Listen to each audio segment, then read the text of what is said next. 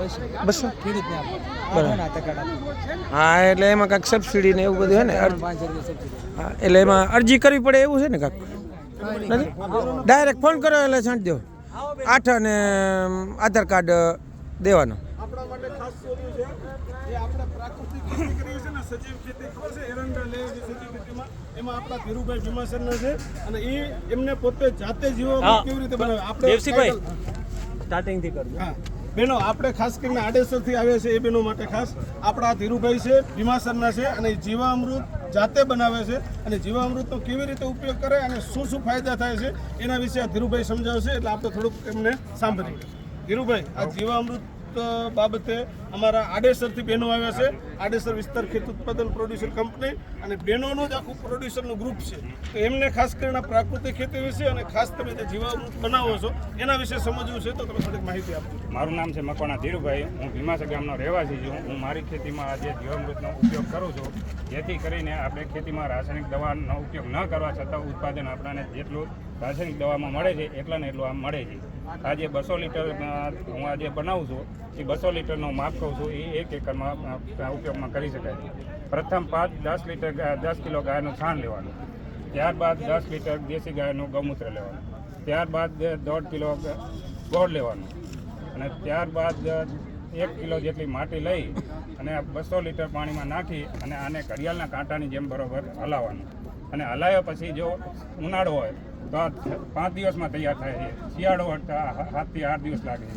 ત્યારબાદ જો આને છંટકાવ કરવો હોય તો 1 લીટર એક પંપમાં 1.5 થી 2 લીટર નાખી અને આપણે છંટકાવ કરી શકીએ. અથવા જો પાયામાં હલાવવું હોય તો 200 લીટરને આપણે જેમ હલાવીએ પાણીમાં એ ધોરીએ એમાં 200 લીટરમાં 1 એકરમાં જવા દેવા. એમનું કહેવાનું જેવી રીતે આપણે દૂધની અંદર શાહનું મેળવણ નાખીને કેમ દહીં થઈ જાય, એવી રીતે આ જો દ્રાવણ આપણે આપણી જમીનમાં છાંટીએ અથવા તો થોડું થોડું હલાવીએ ને તો જમીનની અંદર આખી સેન્દ્રિય તત્વો ભરાઈ જાય, એટલે બહુ ખાતર નાખવાની જરૂર ન પડે. એ આ મોટો ફાયદો છે આનો. હા, હું એટલે આપણે પણ આવું બનાવવાનું છે એવું લાગશે તો ધીરુભાઈને આપણે ત્યાં આડેસર બોલાવશું.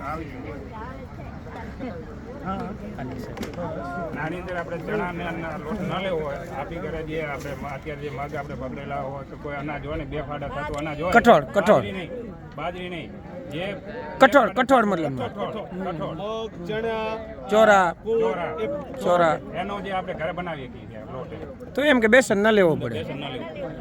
હવે આપણે આવ્યા છે આપણો એક સ્ટોલ ત્યાં રાખેલ છે આપણા વિસ્તારનો, ત્યાં એક જતા પછી આપણે શિવરામભાઈ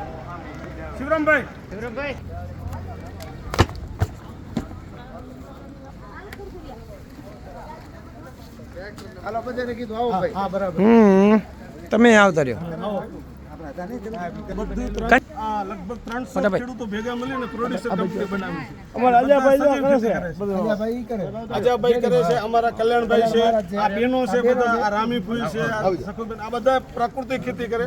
અને અમારી પ્રોડ્યુસર કંપનીનો મુખ્ય હેતુ એ છે કે આપણા રાપર તાલુકામાં જે સૂકી ખેતીના જે મગ, બાજરો, ચણા થાય છે એનું મોટું માર્કેટ થાય ને ખેડૂતોને વધારે ફાયદો થાય. અને લગભગ અમદાવાદ, સુરત, વડોદરા, જ્યાં જ્યાં ખેડૂતોને મેળા થતો હોય ને અહીંયા ખેડૂતો પોતાના બધી આઈટમો લઈને ત્યાં જાય અને એમને પૂરતા ભાવ મળે. અહીંયા મોટાભાગે એક એરંડાનું માર્કેટ છે, એ દર વર્ષે લગભગ 3 કરોડ રૂપિયાનું ઓઇલ જર્મની જાય છે આપણા વિસ્તારમાં. અને ગુજરાતમાં એક ફક્ત આપણા આડેસર વિસ્તારનું જ જાય છે. જેને બી આ મટીરિયલ લેવું હોય એ આમની પાસે તમે આગળથી જો બુકિંગ કરાવો તો તમારા માટે આ માલ ઓર્ગેનિક મળી શકે. અને ઓર્ગેનિક મટીરિયલ એટલે આપણામાં રોગો ના આવું બધું પેદા ના થાય. પ્રાઇસ વાઇઝ બુકિંગ આપવું પડે તો તમને પ્રાઇસ આના 120 રૂપિયા મગના, અડધો કિલો, હા અડધો કિલો ના 60 રૂપિયા અડધો કિલો, કિલોના 120 રૂપિયા, ચણાના 80 રૂપિયા કિલોના. કલ્યાણ મહારાજ અમારા ગગી કાકીની રવિભાઈની આને બધા ખેતર આપણે નરકા ચેનલના ઉદ્ઘાટન કર્યું ઉપર એના ખેતર આયા છે એમાં રૂગા ચણ્યા સ્પેશિયલ આવવા. હા, સ્પેશિયલ ચણ્યા અત્યારે ચણ્યા વાવવાના છે, હુકી ખેતી. એને થોડું હા, એ તો હવે ઉકાણા હશે ખેતરે, હવે ઉકાણા અત્યારે વાવવાના છે. લેટ વરસાદ થયો ને એટલે ધારાસભ્ય સાહેબના પીએ છે વિનુભાઈ. કારણ કે મારા ભાઈ એક વિનંતી કરવાની હતી. કહો અમારી 30 એકર જમીન છે, ફાટ્યો આવ્યો તો પેલા કે રસ્તો કાઢી દઈશું ખેતર મારા પડ્યા છે ને રસ્તો કાઢ્યો નહીં ફાટ્યો ચાલુ કરી નાખ્યો હવે અમારે શું કરવાનું 500 મણ સણ્યા થાય એમ છે હવે એનું શું કરવાનું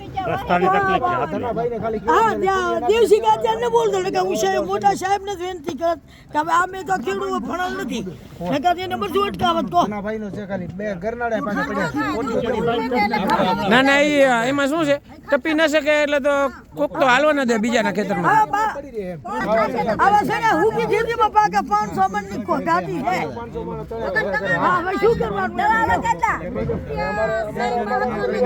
હા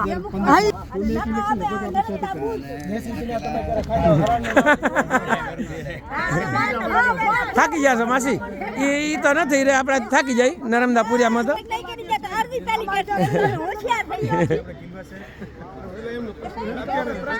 પણ પ્રશ્ન હલ થઈ જાય પછી શું હોય આપણે પ્રશ્ન આપણો હલ થઈ જાય પછી શું હોય